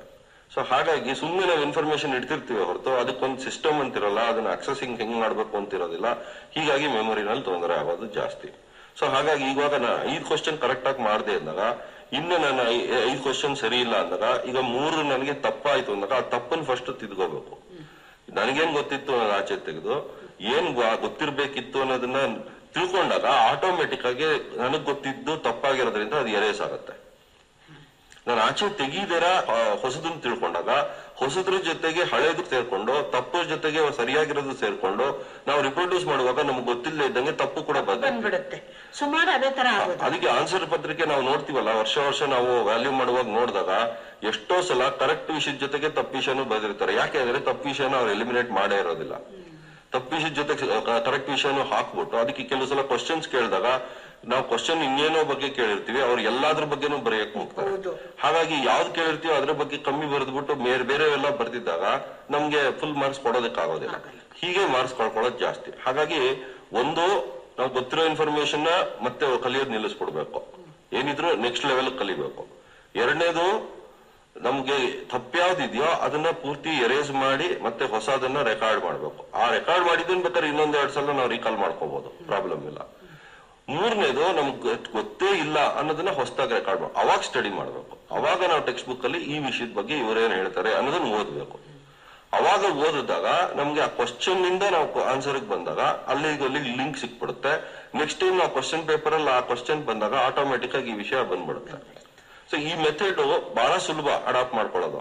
ಏನಂದ್ರೆ ನಮ್ಗೆ ಅಭ್ಯಾಸ ಆಗ್ಬಿಟ್ಟಿರುತ್ತೆ, ಚಿಕ್ಕ ವಯಸ್ಸಿಂದ ನಾವು ತಪ್ಪನ್ನೇ ಕಲ್ತು ನಮ್ಗೆ ಅದು ಸ್ಟ್ರಾಂಗ್ ಟೆಕ್ಸ್ಟ್ ನೋಟ್ಸ್ ಅಥವಾ ಏನೋ ಕ್ಲಾಸ್ ಅಲ್ಲಿ ಏನ್ ಹೇಳಿರ್ತಾರೆ ಅದು, ಅಥವಾ ಹೋಮ್ವರ್ಕ್ ಕೂಡ ನಾವು ಆಕ್ಚುಲಿ ಕಲಿಬೇಕು ಅಂತ ಮಾಡಲ್ಲ, ಹೋಮ್ವರ್ಕ್ ನ ಮಾಡ್ಬೇಕಲ್ಲ ಅಂತ ಮಾಡ್ತೀವಿ. ಆಮೇಲೆ ನೋಡ್ಕೊಂಡ್ ಮಾಡೋದಂತೂ ಎಷ್ಟು ಲಾಸು ಅಂದ್ರೆ ನಮ್ಮ ಬ್ರೈನ್ ಒಂಥರ ಸುಮ್ನೆ ಒಂದು ಪೈಪ್ ತರ ಆಗ್ಬಿಟ್ಟಿರುತ್ತೆ. ಸುಮ್ನೆ ಇಲ್ಲಿಂದ ಅಲ್ಲಿಗೆ ಹೋಗುತ್ತೆ, ಅಲ್ಲಿಂದ ಇಲ್ಲಿಗೆ ಬರುತ್ತೆ ಹೊರತು ನಾವು ಆಕ್ಚುಲಿ ಅದು ಪ್ರೊಸೆಸಿಂಗ್ ಆಗೋದೇ ಇಲ್ಲ. ಸೊ ಇದು ನೋನ್ ಟು ಅನ್ನೋನ್ ಅಂತ, ಇದು ಒಂದು ಮಂತ್ರ. ಎರಡನೇದು ಜನರಲ್ ಟು ಸ್ಪೆಸಿಫಿಕ್ ಅಂತ. So whatever we go to, we have to go from general to specific. ಈಗ ಯಾವುದೇ ಒಂದು ಇನ್ಫಾರ್ಮೇಶನ್, ಸ್ಪೆಸಿಫಿಕ್ ಇನ್ಫಾರ್ಮೇಶನ್ ಸಿಕ್ಕಿದಾಗ ಅಥವಾ ಅದನ್ನ ನಾವು ಅರ್ಥ ಮಾಡ್ಕೋಬೇಕು ಅಂದ ತಕ್ಷಣ ಆಟೋಮೆಟಿಕ್ ಆಗಿ ಅದ್ರ ಜನರಲ್ ನನಗೆ ಏನ್ ಗೊತ್ತು ಅನ್ನೋದನ್ನ ಯೋಚನೆ ಮಾಡ್ಬೇಕು. ಅಟ್ಲೀಸ್ಟ್ ಒಂದು ಪುಸ್ತಕ ತಗೊಂಡು, ಒಂದು ಪೇಪರ್ ತಗೊಂಡು, ಒಂದು ಪೆನ್ಸಿಲ್ ನಲ್ಲಿ ಅಟ್ಲೀಸ್ಟ್ ಒಂದು 4 ವಿಷಯ ಅದ್ರ ಬಗ್ಗೆ ಜನರಲ್ ಆಗಿ ಏನ್ ಗೊತ್ತು ಅನ್ನೋದನ್ನ ರೀಕಾಲ್ ಮಾಡ್ಬೇಕು. ಅದು ರೀಕಾಲ್ ಮಾಡಿ ಸ್ಪೆಸಿಫಿಕ್ ಇನ್ಫಾರ್ಮೇಶನ್ ಹೋದಾಗ ಅದ್ರ ಜೊತೆಗೆ ಇದು ಸೇರ್ಕೊಳ್ಳುತ್ತೆ. ಅವಾಗ ನಮ್ಗೆ ಕಾಂಟೆಕ್ಸ್ಟ್ ಚೆನ್ನಾಗಿ ಗೊತ್ತಾಗುತ್ತೆ, ಮತ್ತೆ ಈಸಿ ಡೆವಲಪ್ ಆಗೋದು ಈಸಿ ಆಡ್ ಆಗುತ್ತೆ. ಸೊ ಯಾವಾಗ್ಲೂ ನಾವು ಜನರಲ್, ಈಗ ಫೌಂಡೇಶನ್ ಕಟ್ಟೇನೆ ಬಿಲ್ಡಿಂಗ್ ಕಟ್ಟಬೇಕೇ ಹೊರತು ಸುಮ್ನೆ ಬಿಲ್ಡಿಂಗ್ ಕಟ್ಟಕ್ ಆಗಲ್ಲ. ಸೊ ಯಾವುದೇ ಒಂದು ನಾವು ಇವಾಗ ಯಾವ್ದೋ ಒಂದು ರೂಮ್ ಒಳಗೆ ಹೋಗ್ಬೇಕು ಅಂದಾಗ ಫಸ್ಟ್ ಬಿಲ್ಡಿಂಗ್ ಒಳಗಡೆ ಹೋಗ್ಬೇಕು. ನಾನು ಹೊರಗಡೆ ನಿಂತ್ಕೊಂಡ್ಬಿಟ್ಟು ಆ ರೂಮ್ ಒಳಗೆ ಹೋಗ್ಬೇಕು ಅಂದ್ರೆ ಆಗೋದಿಲ್ಲ. ಹಾಗಾಗಿ ಪ್ರತಿಯೊಂದಕ್ಕೂ ಒಂದು ಮೆಥಡ್ ಇರುತ್ತೆ, ಒಂದು ವೇ ಇರುತ್ತೆ. ಹಾಗಾಗಿ ನಾವು ಜನರಲ್ ಇಂದ ಸ್ಪೆಸಿಫಿಕ್ ಆಗಿ ಬರ್ಬೇಕೆ ಹೊರತು ಅದು ಫನಲ್ ತರ ದೊಡ್ಡದಿಂದ ಚಿಕ್ಕದಕ್ಕೆ ಬರ್ಬೇಕೆ ಹೊರತು ಎತ್ಕೋತ ಚಿಕ್ಕದಕ್ಕೆ ಹೋದಾಗ ಅದಕ್ಕೆ ಬೇಸ್ ಇರೋದಿಲ್ಲ. ಅವಾಗ ಅದಲ್ಲೇ ಎಲ್ಲೋ ಇಟ್ ಗೆಟ್ಸ್ ಲಾಸ್ಟ್. ಯಾಕೆಂದ್ರೆ ನಮ್ಮ ಬ್ರೈನ್ ನಲ್ಲಿ ನಾವು ಏನ್ ತಪ್ಪು ತಿಳ್ಕೊತೀವಿ ಅಂದ್ರೆ, ಬ್ರೈನ್ ನಲ್ಲಿ ನಾವು ಟೆಕ್ಸ್ಟ್ ಬುಕ್ ಇದ್ದಂಗೆ ಒಂದಾದ್ಮೇಲೆ ಒಂದು ಇನ್ಫಾರ್ಮೇಶನ್ ಇರುತ್ತೆ ಅಂತ. ತಪ್ಪದು, ಸುಳ್ಳು. ಬ್ರೈನ್ ಅಲ್ಲಿ ಯಾವ ಇನ್ಫಾರ್ಮೇಶನ್ ಎಲ್ಲಿರುತ್ತೆ ಯಾರಿಗೂ ಗೊತ್ತಿರೋದಿಲ್ಲ. ಸೊ ಯಾವ ಇನ್ಫಾರ್ಮೇಶನ್ ನಾವು ಯಾವಾಗ ರೀಕಾಲ್ ಮಾಡ್ತೀವಿ ಅನ್ನೋದು ಹಲವಾರು ಫ್ಯಾಕ್ಟರ್ಸ್ ಮೇಲೆ ಡಿಪೆಂಡ್ ಆಗಿರುತ್ತೆ. ಹಾಗಾಗಿ ಇದೊಂಥರ ಮ್ಯಾಪಿಂಗ್ ಇದ್ದಂಗೆ, ಇಲ್ಲೊಂದು ಅಲ್ಲೊಂದು ಎಲ್ಲೆಲ್ಲೋ ಇನ್ಫಾರ್ಮೇಶನ್. ಈಗ ನಾನೊಂದು ಉದಾಹರಣೆ ಕೊಡ್ತೀನಿ. ಪೆನ್ನು ಅಂದ ತಕ್ಷಣ ನಾವೊಂದು ಪೆನ್ ತೋರಿಸ್ಬಿಟ್ಟು ಇದೇನು ಅಂತ ಕೇಳಿದ ತಕ್ಷಣ ಪೆನ್ನು ಅಂತ ಹೇಳ್ತೀವಿ. ಎಲ್ಲಿಂದ ಹೇಳಿದ್ವಿ, ಯಾವಾಗ ಕಲ್ತಿದ್ವಿ, ಪೆನ್ನು ಅನ್ನೋದನ್ನ ಯಾವಾಗ ಕಲ್ತಿದ್ವಿ ಅಂದಾಗ ನಾವು ಕಲ್ತಿದ್ ಪೆನ್ನುಗಳು ಈಗ ನಾವು ನೋಡ್ತಿರೋ ಪೆನ್ಗೂ ಅಜಗಜಾಂತರ ವ್ಯತ್ಯಾಸ ಇರುತ್ತೆ. ಆದ್ರೂ ಕೂಡ ನಾವು ಆ ಎಲ್ಲಾ ಅದ್ರ ಮೇಲೆ ನಾವು ಕಲ್ತಿದ್ದಾಗಿಂದ ಈಗಿನವರೆಗೂ ಒಂದು 1000 ಪೆನ್ ನೋಡಿರ್ತೀವಿ, ಆದ್ರೂ ನಾವು ಕನ್ಫ್ಯೂಸ್ ಮಾಡ್ಕೊಳ್ಳೋದಿಲ್ಲ. ಮತ್ತೆ ಪೆನ್ ಅನ್ನೋ ಅಕ್ಷರ ವರ್ಡ್ ಒಂದ್ ಕಡೆ ಇರುತ್ತೆ ಬ್ರೈನ್ ನಲ್ಲಿ, ಪೆನ್ ಬಗ್ಗೆ ಅದ್ರದ್ದು ಶೇಪ್ ಇದೊಂದ್ ಕಡೆ ಇರುತ್ತೆ, ಅದ್ರ ಕಲರ್ ಇನ್ನೊಂದ್ ಕಡೆ ಇರುತ್ತೆ. ಸೊ ಹಾಗಾಗಿ ಬೇರೆ ಬೇರೆ ಇನ್ಫಾರ್ಮೇಶನ್ ಬೇರೆ ಬೇರೆ ಕಡೆ ಇರುತ್ತೆ. ಅವೆಲ್ಲ ಒಟ್ಟಿಗೆ ಬಂದು ನಾವು ಪೆನ್ ಅಂತ ಹೇಳ್ತೀವಿ. ಇದು ಒಂದು ಫ್ರಾಕ್ಷನ್ ಆಫ್ ಎ ಸೆಕೆಂಡ್ ಅಲ್ಲಿ ಆದ್ರೂ ಕೂಡ ಬ್ರೈನ್ ಅಲ್ಲಿ 100 ಕನೆಕ್ಷನ್ಗಳು ಬೇಕಾಗುತ್ತೆ. ಸೊ ಹಾಗಾಗಿ ನಾವು ಯಾವ್ದನ್ನು ಸೀರಿಯಲ್ ಪ್ರೊಸೆಸಿಂಗ್ ಮಾಡಬಾರ್ದು, ಪ್ಯಾರಲಲ್ ಪ್ರೊಸೆಸ್. ಅದಕ್ಕೆ ಆಮೇಲೆ ಬರ್ತೀನಿ, ಪ್ಯಾರಲಲ್ ಪ್ರೊಸೆಸಿಂಗ್ ಅಂದ್ರೆ ಏನು ಅನ್ನೋದಕ್ಕೆ ಆಮೇಲೆ ಬರ್ತೀನಿ. ಸೊ ಇದು ಜನರಲ್ ಟು ಸ್ಪೆಸಿಫಿಕ್ ಹೋಗ್ಬೇಕು. ಮೂರನೇ ಡಿಕ್ಟಮ್ ಏನಂದ್ರೆ we have to go from simple to complex. So ಯಾವಾಗ ನಾವು ಕಾಂಪ್ಲೆಕ್ಸ್ ಅಂತ ಅಂದ ತಕ್ಷಣ ಅದನ್ನು ಸಿಂಪ್ಲಿಫೈ ಮಾಡ್ಕೊಳ್ಳೋದು ಕಲಿಬೇಕು. ಈಗ ನಾನು ಬಹಳ ಜನ ಈಗ ಎಲೆಕ್ಟ್ರಾನಿಕ್ ಸ್ಟೂಡೆಂಟ್ಸ್ ಬರ್ತಾರೆ ನನ್ನ ಹತ್ರ, ದೊಡ್ಡ ದೊಡ್ಡ ಸರ್ಕ್ಯೂಟ್ ಗಳು ತಗೊಂಡ್ಬಂದು ಸರ್ ಇದು ಎಷ್ಟು ಸಲ ಟ್ರೈ ಮಾಡಿದ್ರು ನನಗೆ ಬರ್ತಿಲ್ಲ ಅಂತಾರೆ. ನಾನು ಹೇಳೋದು ಎಷ್ಟು ಸಲ ಮಾಡೋದಲ್ಲಪ್ಪ, ಇದು ಬೇಕಾಗಿರೋದು 2 ನಿಮಿಷದಿಂದ 3 ನಿಮಿಷ ಅಷ್ಟೇ. 2 ನಿಮಿಷ 3 ನಿಮಿಷಕ್ಕೆ ನೀನು ಎಷ್ಟೋ ಅವರ್ಗಳ ಗಟ್ಲೆ ನೀನು ಅದನ್ನ ಸ್ಟಡಿ ಮಾಡಿ ಕೊನೆಗೆ ಬರೆಯುವಾಗ ಯಾವ್ದೋ ಒಂದು ಮಿಸ್ ಆದ್ರೂ ಪ್ರಾಬ್ಲಮ್ ಆಗುತ್ತೆ. ಈಗ ಬಯಾಲಜಿ ಇರ್ಬೋದು, ಡಯಾಗ್ರಾಮ್ಸ್, ಇಲ್ಲ ಒಂದು ಸರ್ಕ್ಯೂಟ್ ಇರ್ಬೋದು, ಯಾವ್ದೇ ಆಗ್ಲಿ. ಈಗ ಅನಾಟಮಿ ಅಂತ ನಾನು ಮೆಡಿಕಲ್ ಸ್ಟೂಡೆಂಟ್ಸ್ ಗಳು ಕೂಡ ನಾನು ಕೋಚ್ ಮಾಡುವಾಗ ನಾನು ಅದೇ ಹೇಳೋದು, ಎಂತ ಕಾಂಪ್ಲಿಕೇಟೆಡ್ ಡಯಾಗ್ರಾಮ್ ಇದ್ದು ಎಷ್ಟು ಲ್ಯಾಟಿನ್ ವರ್ಡ್ಸ್ ಗಳಿದ್ರು ಕೂಡ ನಮ್ಗೇನು ತೊಂದರೆ ಆಗೋದಿಲ್ಲ, ಯಾಕಂದ್ರೆ ಬ್ರೈನ್ ಕ್ಯಾನ್ ಪ್ರೋಸೆಸ್ ಅಂತ. ಸೊ ಇಲ್ಲಿ ನಾವೇನ್ ಮಾಡ್ಬೇಕು, ಆ ಕಾಂಪ್ಲೆಕ್ಸ್ ಡಯಾಗ್ರಾಮ್ ನ ಫಸ್ಟ್ ಸಿಂಪ್ಲಿಫೈ ಮಾಡ್ಕೋಬೇಕು. But break it into manageable parts and each manageable part has to be recorded in a different way and then we need to combine. So ಅದನ್ನೇ part learning ಮತ್ತೆ whole learning ಅಂತೀವಿ. So first whole ನ ನಾವು ತೆಗೆದು part ಮಾಡ್ಕೊಂಡು part ನ ನಾವು confirm ಮಾಡ್ಕೊಂಡು ಮತ್ತೆ ಹೋಲ್ ಹಾಕೊಂಡು ಮತ್ತೆ ಅದನ್ನ ಜ್ಞಾಪಕ ಇಟ್ಕೋಬಹುದು. ಅಲ್ಲೂ ಕೂಡ ಲಿಂಕ್ಸ್ ಇಟ್ಕೋಬಹುದು, ಅದನ್ನ ಕನ್ವರ್ಟ್ ಮಾಡ್ಕೋಬಹುದು. ಈಗ ಸರ್ಕ್ಯೂಟ್ ಅಲ್ಲಿ ಎಷ್ಟು IC ಇದೆ ಅನ್ನೋದು ಕೌಂಟ್ ಮಾಡ್ಬೇಕು ನಾವು, ಇದನ್ನ ಮಾಡೋದಿಲ್ಲ. ಅಥವಾ ಎಷ್ಟು ಬೇರೆ ಏನೋ ಕೆಪಾಸಿಟರ್ಸ್ ಇದೆ, ಎಷ್ಟು ರೆಸಿಸ್ಟರ್ಸ್ ಇದೆ, ಅದು ಏನೇನೋ ಇರ್ತಾವಲ್ಲ ನೊಟೇಷನ್ಗಳು, ಅದೆಷ್ಟಿದೆ ಅಂತ ಒಂದು ಕೌಂಟ್ ಮಾಡಿ ಇಂಥ ಡಯಾಗ್ರಾಮ್ ಇಷ್ಟಿದೆ ಅಂತ ಒಂದು ಕನ್ವರ್ಟ್ ಮಾಡಿ ಯಾವಾಗ ಕ್ವಾಂಟಿಫೈ ಮಾಡಿದಾಗ ನಮ್ಮ ಮೆಮೊರಿ ಸ್ಟ್ರಾಂಗ್ ಆಗುತ್ತೆ. ನಾವು ಕ್ವಾಂಟಿಫೈ ಮಾಡದೇ ಇರೋದೇ ನಮಗ್ ತೊಂದರೆ. ಸೊ ಹಾಗಾಗಿ ಬೇರೆ ಬೇರೆ ಮೆಥಡ್ಸ್ ಇದೆ, ಬೇರೆ ನಿಮಾನಿಕ್ ಮೆಥಡ್ಸ್ ಅದು ಇದೆಲ್ಲ ಇದೆ, ಅದಕ್ಕೆ ಬೇಕಾದ್ರೆ ಆಮೇಲೆ ಬರೋಣ. ಬಟ್ ಇವಾಗ ಮಾಡ್ಬೇಕಾಗಿರೋದು ಏನಂದ್ರೆ ನಾವು ಯಾವುದೇ ಕಾಂಪ್ಲೆಕ್ಸ್ ನ ಸ್ಟ್ರೈಟ್ ಹೋಗ್ಬಾರ್ದು, ಅದನ್ನ ಫಸ್ಟ್ ಸಿಂಪ್ಲಿಫೈ ಮಾಡ್ಕೊಂಡು ಅಥವಾ ಅದರಲ್ಲಿ ಸಿಂಪ್ಲಿಫೈಡ್ ಏನ್ ಗೊತ್ತು ಅಂತ ನೋಡ್ಕೊಂಡು ಆಮೇಲೆ ಇದಕ್ ಬರ್ಬೇಕು. ಸೊ ಈಗ ಅದೇ ಇವಾಗ ಒಂದು ದೊಡ್ಡ ಸರ್ಕ್ಯೂಟ್ ಇಟ್ಕೊಳ್ಳೋ ಬದಲ ಒಂದು ಸಣ್ಣ ಸರ್ಕ್ಯೂಟ್ ಫಸ್ಟ್ ಚಾಪ್ಟರ್ ಅಲ್ಲಿ ಮೊದಲನೇ ಸರ್ಕ್ಯೂಟ್ ನ ಕರೆಕ್ಟ್ ಆಗಿ ನಾವು ಅರ್ಥ ಮಾಡ್ಕೊಂಡ್ಬಿಟ್ರೆ ನೆಕ್ಸ್ಟ್ ಸರ್ಕ್ಯೂಟ್ ಸ್ವಲ್ಪ ಆಡ್ ಆಗುತ್ತೆ. ಸೊ ಬರೀ ಆಡ್ ಮಾತ್ರ ನೋಡ್ಕೊಂಡ್ರೆ ಸಾಕು, ಮಿಕ್ಕಿದನ್ನ ನೋಡ್ಕೊಳ್ಳೋದು ಬೇಕಾಗಿಲ್ಲ. ಸೊ ಈ ತರ ಆಡ್ ಮಾಡ್ಕೊಂಡು ಹೋಗ್ಬೇಕೆ ಹೊರತು ನಾವು ಸುಮ್ನೆ ಕಾಂಪ್ಲಿಕೇಟೆಡ್ ಅನ್ನೇ ಒಂದು 10 ಇಟ್ಕೊಂಡ್ರೆ ಕೊನೆ 10ರಲ್ಲೂ ಒಂದಕ್ಕೊಂದು ಕನ್ಫ್ಯೂಸ್ ಆಗ್ಬಿಟ್ಟು ನಮ್ಗೆ ಯಾವ್ದು ರಿಪ್ರೊಡ್ಯೂಸ್ ಮಾಡೋದಕ್ಕೆ ಆಗೋದಿಲ್ಲ. ಸೊ ಇದು ಒಂದು. ಈ 3ನ್ನ ನಾವು ಮಂತ್ರ ತರ ಇಟ್ಕೊಂಡು ಯಾವಾಗ್ಲೂ ನಾನು ಹೇಳೋ ಸ್ಟೂಡೆಂಟ್ಸ್ ಗಳಿಗೆ ಏನು ಅಂದ್ರೆ ಇವ್ 3ನ್ನು ಒಂದ್ ಕಡೆ ಬರ್ದಿಟ್ಬಿಡಿ. ಪ್ರತಿ ಸಲ ಸ್ಟಡೀಸ್ ಕೂತಾಗ ಅದನ್ನ ನೋಡ್ತಾ ಇರಿ. ಅವಾಗ ಆಟೋಮೆಟಿಕ್ ಆಗಿ ನಿಮ್ಗೆ ಗೊತ್ತಿಲ್ಲ ಅಂದ ತಕ್ಷಣ if you don't know it you will go to the known. If it is specific you will go to general. If it is complex you will go to simple. So ಆ 3ನ್ನ ನೀವು ಇಟ್ಕೊಂಡ್ಬಿಟ್ಟಾಗ memory ತುಂಬಾನೇ strong ಆಗುತ್ತೆ. ನೀವು ಬೇಕಾದ್ರೆ ಅರ್ಧ ಗಂಟೆ try ಮಾಡಿದ್ರು you can see you have got a benefit of several hours compare to your regular form of study. So ಇದೊಂದು. ಸೊ ಇದಾದ್ಮೇಲೆ ನಾವು ಯಾವ ರೀತಿ ಮೆಮೊರಿನ ಇಂಪ್ರೂವ್ ಮಾಡ್ಕೋಬಹುದು ಅಥವಾ ಇನ್ನೇನಾದ್ರೂ ಮಾಡ್ಬೇಕು ಅನ್ನೋದನ್ನ ಸ್ವಲ್ಪ ತಿಳ್ಕೊಳ್ಳೋಣ. ಬಹಳ ಸ್ಟೆಪ್ಸ್ ಇದೆ, ಇದರಲ್ಲಿ ಒಂದು 30-35 ಇದಾವೆ ನನ್ನ ಹತ್ರ. ಬಟ್ ಎಷ್ಟಾಗುತ್ತೋ ಅಷ್ಟು ಹೇಳಲಿಕ್ಕೆ ಟ್ರೈ ಮಾಡ್ತೀನಿ. ಸೊ ಈಗ ಮೊದಲನೇದು ಏನು ಅಂದ್ರೆ if you have to retain information we have to manipulate information ಅಂತ. ಸೊ ಯಾವುದೇ ಒಂದು ಇನ್ಫಾರ್ಮೇಶನ್ ನ ನಾವು ಜ್ಞಾಪಕ ಇಟ್ಕೋಬೇಕಾದಾಗ ಅದನ್ನ ಯಾವುದೇ ಒಂದು ರೀತಿನಲ್ಲಿ ಮ್ಯಾನಿಪ್ಯುಲೇಟ್ ಮಾಡಬೇಕು. ಸೊ ಅದು ಸ್ಟ್ರೆಚ್ ಮಾಡ್ಬೋದು, ಇಳಿಬಹುದು, ಕೂಡಿಸ್ಬೋದು, ಪುಲ್ ಮಾಡ್ಬೋದು, ಏನ್ ಬೇಕಾದ್ರೂ ಮಾಡ್ಬೋದು, ಒಟ್ಟಾರೆ ಅದನ್ನ ಮ್ಯಾನಿಪ್ಯುಲೇಟ್ ಮಾಡ್ಬೇಕು. ಅದನ್ನ ಆಸ್ ಇಟ್ ಈಸ್ ನಾವು ತಗೊಳ್ಳೋದಕ್ಕಿಂತ ಹೆಚ್ಚಾಗಿ ಅದನ್ನ ಯಾವುದೇ ಒಂದು ರೀತಿನಲ್ಲಿ ಮ್ಯಾನಿಪ್ಯುಲೇಟ್ ಮಾಡಬೇಕು. ನಾವು ಅದನ್ನ ಇವಾಗ ಮ್ಯಾನಿಪ್ಯುಲೇಟ್ ಅಂದಾಗ ಯಾವುದೇ ಒಂದು ರೀತಿಲಿ ಅದನ್ನ ಮಾರ್ಪಾಡು ಮಾಡ್ಬೇಕು, ಇಲ್ಲ ಒಂದು ಅರ್ಥ ಕೊಡ್ಬೇಕು, ಇಲ್ಲ ಅದಕ್ಕೆ ಏನಾದ್ರು ಒಂದು ಆಡ್ ಮಾಡ್ಬೇಕು. ಈಗ ನಾನು ಸಿನಿಮಾದ ಬಗ್ಗೆ ಹೇಳ್ತಾ ಇದ್ದೆ ಲಾಸ್ಟ್ ವೀಕ್. ಸಿನಿಮಾ ನಮ್ಗೆ ಯಾಕೆ ಅರ್ಥ ಆಗತ್ತೆ ಅಂದಾಗ ನಾವು ಪ್ರತಿಯೊಂದು ಸಿಚುವೇಶನ್ ಸಿನಿಮಾದಲ್ಲಿ ನೋಡ್ತಿದ್ದಾಗ ನಮ್ ಬ್ರೈನ್ ಆಟೋಮೆಟಿಕ್ ಆಗಿ ಅದಕ್ಕೆ ಸಂಬಂಧಪಟ್ಟಿದ್ದಕ್ಕೆ ಲಿಂಕ್ ಮಾಡ್ಕೊಳುತ್ತೆ. ಅದು ಆಟೋಮೆಟಿಕ್ ಆಗಿ ಮ್ಯಾನಿಪ್ಯುಲೇಟ್ ಆಗ್ತಾ ಇರೋದ್ರಿಂದ ನಮಗ್ ತೊಂದರೆ ಆಗೋದಿಲ್ಲ. ಬಟ್ ಇಲ್ಲಿ ಟೆಕ್ಸ್ಟ್ ಬುಕ್ ಅಲ್ಲಿ ನಮಗೆ ಸಡನ್ ಆಗಿ ಆಟೋಮೆಟಿಕ್ ಆಗಿ ಹೋಗಕ್ಕೆ ಹಳೆ ಇನ್ಫಾರ್ಮೇಶನ್ ನಮ್ಗೆ ಗೊತ್ತಿರೋದಿಲ್ಲ. ಹಾಗಾಗಿ ನಾವು ಅದನ್ನ ರೀಕ್ರಿಯೇಟ್ ಮಾಡ್ಕೋಬೇಕು. ಅದನ್ನ ಯಾವುದೇ ರೀತಿ ನಾವು ಕನ್ವರ್ಟ್ ಮಾಡ್ಕೋಬಹುದು, ಮ್ಯಾನಿಪ್ಯುಲೇಟ್ ಮಾಡ್ಕೋಬಹುದು. ಒಂದು ಅದಕ್ಕೆ ಬೇರೆ ತರ ಮೀನಿಂಗ್ ಕೊಡ್ಬೋದು, ಅಥವಾ ನಮ್ಗೆ ಗೊತ್ತಿರೋದಕ್ಕೆ ಅದನ್ನ ಅಟ್ಯಾಚ್ ಮಾಡ್ಬೋದು. ಸೊ ಈ ತರ ಬೇರೆ ಬೇರೆ ರೀತಿ ಆತರ ಯಾವ್ದೇ ರೀತಿ ಮ್ಯಾನಿಪುಲೇಟ್ ಮಾಡ್ಕೊಳ್ಳೋದಲ್ಲ, ಜ್ಞಾಪಕ ಇಟ್ಕೊಳ್ಳೋದಕ್ಕೆ ಕರೆಕ್ಟ್. ಸೊ ಇದು ಬಂದು ಎರಡನೇದು ಕನ್ವರ್ಟ್ ಇನ್ಫಾರ್ಮೇಶನ್ ಇಂಟು ಇಮೇಜರಿ ಅಂತ. ಸಿ ನಮ್ಮ ಮೆಮೊರಿ ಪ್ರೋಸೆಸ್ ಪೂರ್ತಿ ಇಮೇಜರಿ ಮೇಲೆ ಕೂತಿದೆ. ಸೊ ನಮ್ಮ ಇಮ್ಯಾಜಿನೇಷನ್ ಎಷ್ಟು ಸ್ಟ್ರಾಂಗ್ ಆಗಿರುತ್ತೋ ಅಷ್ಟು ನಮ್ಮ ಮೆಮೊರಿ ಸ್ಟ್ರಾಂಗ್ ಆಗಿರುತ್ತೆ. ಸೊ ಯಾವ್ದೇ ಇನ್ಫಾರ್ಮೇಶನ್ ವರ್ಡ್ ತರ ಇಟ್ಕೊಳಕ್ ಆಗೋದಿಲ್ಲ, ಅದಕ್ಕೆ ಯಾವ್ದಾದ್ರು ಒಂದ್ ರೀತಿ ಇಮೇಜರಿ ಕನ್ವರ್ಟ್ ಮಾಡ್ಲೇಬೇಕು.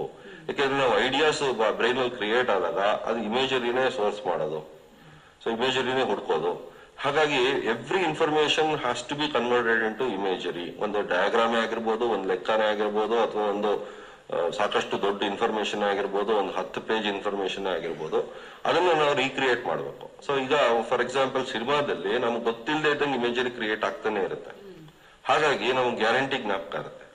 ಈಗ ನಾವು ಒಂದು ಪುಸ್ತಕ ಓದ್ಬೇಕಾದ್ರೂ ಅಷ್ಟೇ, ಒಂದು ನಾವೆಲ್ ಓದ್ಬೇಕಾದ್ರೆ, ಕತೆ ಪುಸ್ತಕ ಓದ್ಬೇಕಾದ್ರೆ ಆಟೋಮ್ಯಾಟಿಕ್ ಆಗಿ ಇಮ್ಯಾಜಿನೇಷನ್ ನಡ್ಕೊಂಡು ಹೋಗ್ತಾ ಇರುತ್ತೆ. ಅವನೆಲ್ಲೋ ಹೋಗ್ತಿದ್ದಾನೆ ಅಂದಾಗ ನಾವು ಬರೇ ವರ್ಡ್ಸ್ ಗಳ ಬಗ್ಗೆ ಇಂಪಾರ್ಟೆನ್ಸ್ ಕೊಡಲ್ಲ, ವರ್ಡ್ಸ್ ಗಳನ್ನ ಆಕ್ಚುಲಿ ಜಂಪ್ ಮಾಡ್ತಾ ಇರ್ತೀವಿ. ಬ್ರೈನ್ ಆಕ್ಟಿವ್ ಇರುತ್ತೆ, ಬ್ರೈನ್ ಪ್ರೋಸೆಸ್ ಮಾಡ್ಕೊಂಡು ಇಮ್ಯಾಜಿನೇಷನ್ ಮಾಡ್ತಾ ಇರುತ್ತೆ.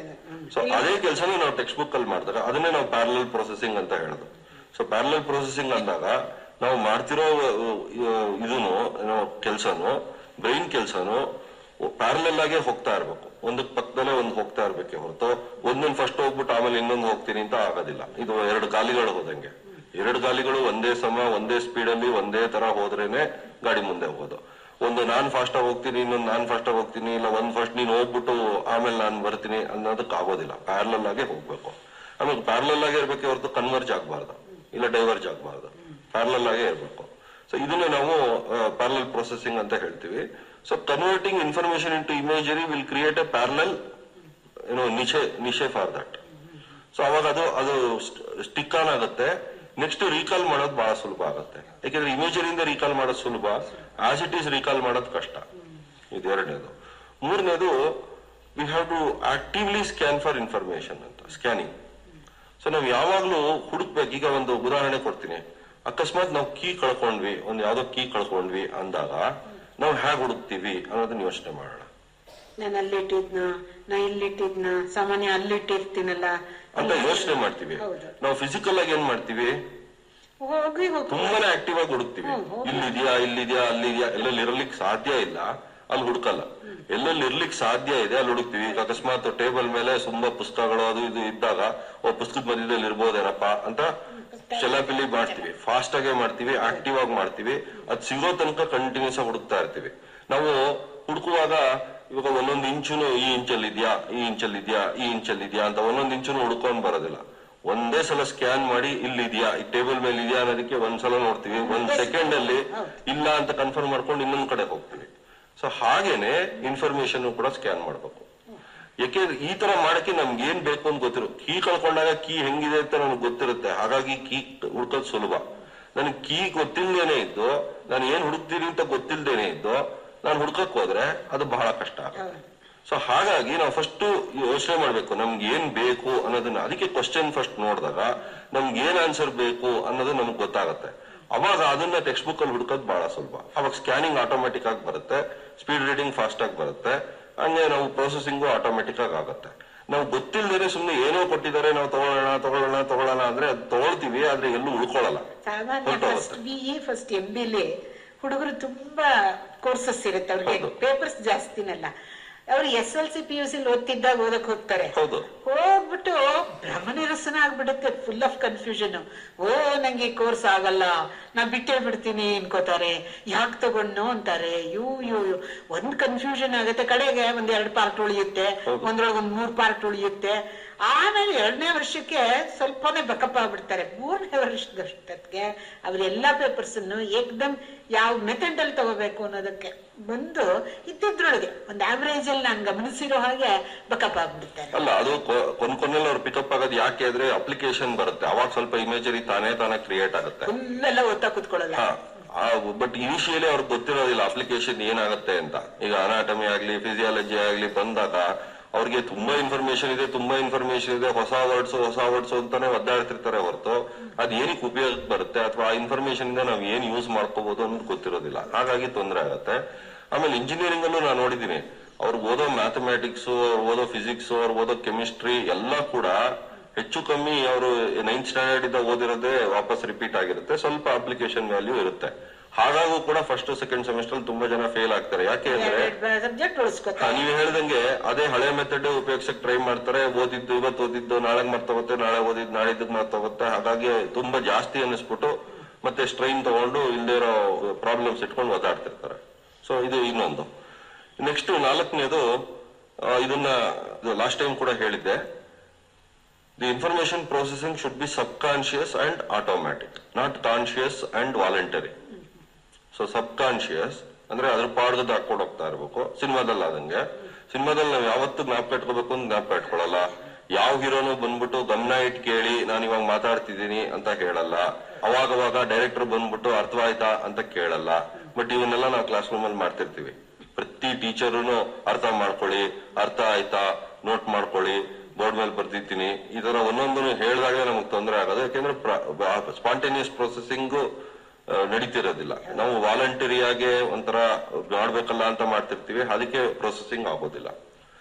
5ನೇದು ಇವನು ಹೇಳಿದ್ದೆ, ಬಟ್ ಈಗ ಇನ್ನೊಂದ್ಸಲ ಸ್ಪೆಸಿಫಿಕ್ ಆಗಿ ಹೇಳ್ತೀನಿ. Read less, retrieve more. So the less V read, the more we will have. The more we read, the less we will have. So ಈಗ ನೀವು ಚೂಸ್ ಮಾಡ್ಕೊಳ್ಳಿ, whether you want to have more or less ಅನ್ನೋದು ನಿಮ್ಮ ಮೇಲೆ depend ಆಗುತ್ತೆ. If you want to have more, you have to read less. If you have to read more, you will have less. So having more is more important, because whatever else you read, you will have more of it, you will get more of it, rather than ಸುಮ್ಮನೆ ಒಂಥರ ಓದಿದ್ವಿ, ಇಷ್ಟೊಂದು ಓದ್ದೆ, 100 ಪುಸ್ತಕ ಓದ್ದೆ, ಇಲ್ಲ 100 ಸಲ ಓದ್ದೆ ಅನ್ನೋದು ವ್ಯರ್ಥ. Especially repetition is a waste in terms of learning, unless and until it is trial and error where we are reducing errors. ಇಲ್ಲಿ errors ಅನ್ನ ಕಮ್ಮಿ ಮಾಡದೆ ಸುಮ್ಮನೆ ರಿಪಿಟೇಷನ್ ಮಾಡೋದು, ಮಾಡಿದ ತಪ್ಪನೆ ಮತ್ತೆ ರಿಪೀಟ್ ಮಾಡೋದು ತಪ್ಪನ್ನ ಸ್ಟ್ರಾಂಗ್ ಮಾಡುತ್ತೆ ಹೊರತು ಚೇಂಜ್ ಆಗಲ್ಲ, ಲರ್ನಿಂಗ್ ಆಗೋದಿಲ್ಲ. ಸೊ ಇಲ್ಲಿ ಒಂದು ಪ್ರಾಬ್ಲಮ್ ಆಗುತ್ತೆ. ನೆಕ್ಸ್ಟ್ 6ನೇದು ಲರ್ನಿಂಗ್ ಟು ಲರ್ನ್ ಅಂತ. ಇದು ಒಂದು ಮೇಜರ್ ಕಾನ್ಸೆಪ್ಟ್. ಕಲಿಯೋದನ್ನ ಹೇಗೆ ಅಂತ ಫಸ್ಟ್ ಕಲಿತು ಆಮೇಲೆ ಕಲಿಬೇಕೆ ಹೊರತು ಸುಮ್ಮನೆ ಕಲಿಬಾರ್ದು. ಸೊ ಇದು ಒಂದು ದೊಡ್ಡ ಇದು. ಆಕ್ಚುಲಿ ನಾವು ಪ್ರತಿಯೊಬ್ಬರಿಗೂ ಹೇಳೋದು ಅಷ್ಟೇ, ಇದೆ ಫಸ್ಟ್ ಕಲಿಯೋದು ಹೇಗೆ ಅಂತ ಕಲ್ತು ಬಿಡಿ, ಆಮೇಲೆ ಕಲಿಯೋದು ಸುಲಭ ಆಗುತ್ತೆ ಅಂತ. ಆದ್ರೆ no course as such has this curriculum of learning to learn. ಇವಾಗ ಒಬ್ಬ ಇಂಜಿನಿಯರಿಂಗ್ ಬರ್ತಾನೆ ಅಂದ ತಕ್ಷಣ ಆ ಫಸ್ಟ್ ಓರಿಯಂಟೇಶನ್ ಅಂತ ಏನ್ ಕೊಡ್ತೀವಿ, ಆ ಟೈಮಲ್ಲಿ ಇಂಜಿನಿಯರಿಂಗ್ ಆಗ್ಬೇಕಾದ್ರೆ ಅವ್ನು ಇಂಜಿನಿಯರ್ ಆಗ್ಬೇಕಾದಾಗ ಯಾವ ರೀತಿ ಕಲಿಬೇಕು, ಯಾವ ರೀತಿ ಥಿಂಕಿಂಗ್ ಇರ್ಬೇಕು, ಯಾವ ರೀತಿ ಸಿಸ್ಟಮ್ಯಾಟಿಕ್ ಆಗಿ ಅವನು ಯೋಚನೆ ಮಾಡೋದನ್ನ ಕಲಿಬೇಕು, ಇವನ್ನ ಕಲಿಸಿ ಆಮೇಲೆ ಇಂಜಿನಿಯರಿಂಗ್ ಕಲಿಸಿದಾಗ ಅವ್ನು ಒಳ್ಳೆ ಇಂಜಿನಿಯರ್ ಆಗ್ತಾನೆ. ಆದ್ರೆ ಅದನ್ನ ಯಾರಿಗೂ ಗೊತ್ತೂ ಇರೋದಿಲ್ಲ, ಹೇಳೋದಕ್ಕೂ ಆಗೋದಿಲ್ಲ, ಹೇಳೋದೂ ಇಲ್ಲ, ಆಮೇಲೆ ಯಾರಿಗೂ ಬೇಡ ಅನ್ಸುತ್ತೆ. ಇದನ್ನೆಲ್ಲ ನಮ್ಗೇನ್ ಹೇಳೋದು, ನಮ್ಗೆ ಸಬ್ಜೆಕ್ಟ್ ಹೇಳ್ಕೊಡಿ ಅಂತ. ನಾವು ಸಬ್ಜೆಕ್ಟ್ ಎಷ್ಟೇ ತಿಳ್ಕೊಂಡ್ರು ಕೂಡ ಅದನ್ನ ಯೂಸ್ ಮಾಡಕ್ ಆಗದೆ ಇದ್ಮೇಲೆ ಅದು ವ್ಯರ್ಥ. ಸೊ ಇಲ್ಲೇ ಪ್ರಾಬ್ಲಮ್ ಆಗಿರೋದು. ಸೊ ಹಾಗಾಗಿ we have to learn how to learn ಅನ್ನೋದನ್ನ ಫಸ್ಟ್ ಕಲ್ತು, ಒಂದೊಂದಕ್ಕೂ ಬೇರೆ ಬೇರೆ ಇರುತ್ತೆ. ಈಗ ಮೆಡಿಕಲ್ ಓದ್ಬೇಕಾದ್ರೆ ಒಂಥರ ಬೇರೆ ತರ ಕಲಿಯೋದಿರುತ್ತೆ, ಒಂದೊಂದು ಸಬ್ಜೆಕ್ಟ್ಗೂ ಒಂದೊಂದು ಬೇರೆ ಬೇರೆ ಮೆಥಡ್ ಇದೆ. ಈಗ ಮ್ಯಾಥಮೆಟಿಕ್ಸ್ಗೆ ಬೇರೆ ಮೆಥಡ್ ಇದೆ. ಅದಕ್ಕೆ ನಾನು ಯಾವ ಮೆಥಡ್ ಸ್ಪೆಸಿಫಿಕ್ ಆಗಿ ಯಾಕೆ ಹೇಳ್ತಿಲ್ಲ ಅಂದ್ರೆ, ತುಂಬಾ 100 ಸಬ್ಜೆಕ್ಟ್ಸ್ ಗಳಿದಾವೆ. ಸೊ ಆ ಸಬ್ಜೆಕ್ಟ್ ತಗೊಂಡ್ರೆ, ಇವಾಗ ಸೋಷಿಯಲ್ ಸ್ಟಡೀಸ್ ಬಂದಾಗ ಅಥವಾ ಆರ್ಟ್ಸ್ ಸಬ್ಜೆಕ್ಟ್ಸ್ ಬಂದಾಗ ಅದೇ ಸ್ಟಡಿ ಮೆಥಡ್ ಚೇಂಜ್ ಆಗುತ್ತೆ. ಸೈನ್ಸ್ಗೆ ಒಂಥರ ಮೆಥಡ್ ಚೇಂಜ್ ಮಾಡ್ಕೋಬೇಕು ಒಂದೊಂದಕ್ಕೆ, ಯಾಕೆಂದ್ರೆ ಒಂದೊಂದು ಬೇರೆ ಬೇರೆ ಬೇರೆ ಬ್ರೈನ್ ಏರಿಯಾ. ಉದಾಹರಣೆಗೆ ಎಂಜಿನಿಯರ್ ಹುಡುಗರಿಗೂ ಮೆಡಿಕಲ್ನವರಿಗೂ ಕಾನ್ಸ್ಟಿಟ್ಯೂಷನ್ ಬಗ್ಗೆ ತಿಳುವಳಿಕೆನೇ ಇರೋದಿಲ್ಲ ಅನ್ನೋಕೆ ಕಾನ್ಸ್ಟಿಟ್ಯೂಷನ್ ಒಂದು ಪೇಪರ್ ಮಾಡಿದ್ದಾರೆ, ನಿಮಗೆ ಗೊತ್ತಿರುತ್ತೆ. ಎಷ್ಟು ಕಷ್ಟ ಪಡ್ತಾರೆ ಅಂತಂದ್ರೆ, ಇದು ಯಾಕೆ ಇಟ್ಟಿದ್ದಾರೆ, ಇದು ನಮಗೆ ಯಾಕೆ ಬೇಕಿತ್ತು, ಹಾಗೆ ಹೇಗೆ ಅಲ್ಲ. ಅವರು ಒಬ್ಬ ಸಿಟಿಸನ್ ಆದ್ರೆ ಒಂದು ಏನ್ ಕಾನ್ಸ್ಟಿಟ್ಯೂಷನ್ ಎಷ್ಟೇ ಒಳ್ಳೆ ಕೆಲ್ಸಕ್ಕೆ ಹೋದ್ರು ಕೂಡ he is also part of the citizenship ಅಲ್ವಾ, ನೇಷನ್ ಅಲ್ವಾ.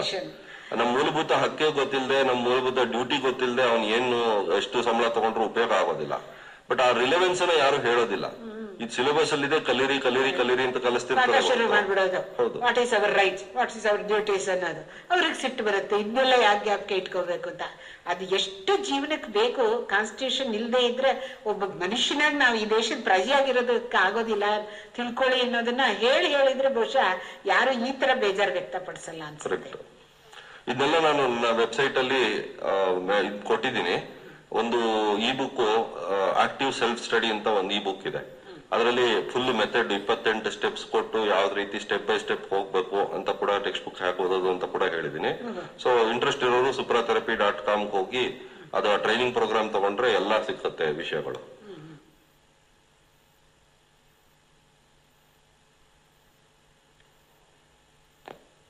ಬೆಳಕು ಮಾಲಿಕೆಯಲ್ಲಿ ಡಾಕ್ಟರ್ ಸುಜೇಂದ್ರ ಪ್ರಕಾಶ್ ಅವರು ಮೆಮೊರಿ ಜ್ಞಾಪಕ ಶಕ್ತಿ ಬಗ್ಗೆ ಅದನ್ನು ವೃದ್ಧಿಪಡಿಸುವ ಗುಟ್ಟನ್ನ ಕುರಿತು ವಿವರಣೆ ನೀಡಿದರು.